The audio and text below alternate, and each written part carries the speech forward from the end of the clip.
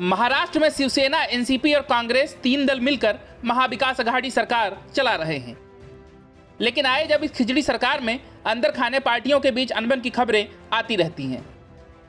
इसीलिए यह सरकार कब तक चल पाएगी, राजनीतिक विश्लेषकों के अनुसार इस पर कुछ भी नहीं कहा जा सकता।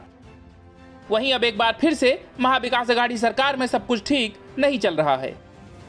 राष्ट्रवादी कांग्रेस पार्टी एनसीपी ने गोंदिया जिला परिषद के चुनाव में बीजेपी से हाथ क्या मिलाया, कांग्रेस तिलमिला उठी।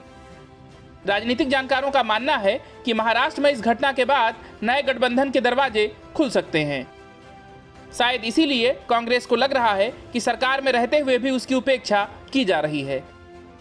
कांग्रेस के विधायक भी कई बार यह आरोप लगा चुके हैं कि सरकार में होने के बावजूद उन्हें किनारे किया जा रहा है। दरअसल गोंदिया जिला परिषद के अध्यक्ष के चुनाव में एनसीपी ने अपने धुरी प्रतिद्वंदी भाजपा से हाथ मिला लिया था। इससे कांग्रेस उम्मीदवार की हार हो गई। इस हार से नाराज महाराष्ट्र कांग्रेस के अध्यक्ष नाना पटोले ने अपने सहयोगी दल एनसीपी पर पीठ में चाकू घोंपने तक का आरोप लगा दिया। पटोले ने कहा कि एनसीपी कांग्रेस को सत्ता से दूर रखना चाहती है। इसी के बाद महाराष्ट्र में सियासत गर्मा गई है।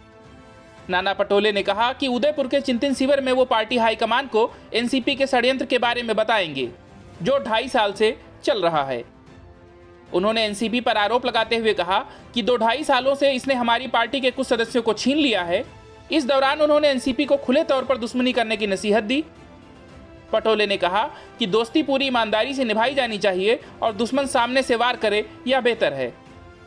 उन्होंने यह भी कहा कि महाविकास अघाड़ी बीजेपी को सत्ता से दूर रखने के लिए बनाया गया था।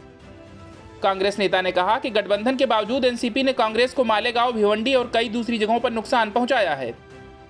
उन्होंने आरोप लगाया कि एनसीपी ने कांग्रेस के पीठ में छुरा घोंपा है। गोंदिया जिला परिषद चुनाव में बीजेपी के पंकज रहंगदले को अध्यक्ष और एनसीपी के यशवंत गुड़वीर को उपाध्यक्ष चुना गया है।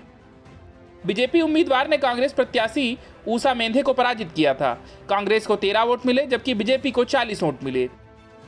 53 सदस्यीय गोंदिया जिला परिषद में बीजेपी के 26, कांग्रेस के 13, एनसीपी के 6, जनता की पार्टी के 4 और 2 निर्दलीय सदस्य हैं। इस आश्चर्यजनक राजनीतिक गठजोड़ के संबंध में एनसीपी नेता राजन जैन और बीजेपी के रहंगदले ने दावा किया कि उन्होंने अपने अपने दलों के वरिष्ठ नेताओं के निर्देशों का पालन किया। वहीं भंडारा जिला परिषद में कांग्रेस 21 सीट के साथ सबसे बड़ी पार्टी के रूप में उभरी है। निकाय में कुल 52 सदस्य हैं। पड़ोसी भंडारा में पूर्व विधायक चरण वाघमारे के नेतृत्व में बीजेपी के 5 बाकी सदस्यों ने कांग्रेस के उम्मीदवार गंगाधर जिबखते को जिला परिषद अध्यक्ष के रूप में निर्वाचित कराने के लिए कांग्रेस के साथ हाथ मिलाया। बीजेपी के बागी गुट के नेता संदीप टाले को भंडारा में जिला परिषद उपाध्यक्ष सदस्य चुना गया। Bureau report, news of India.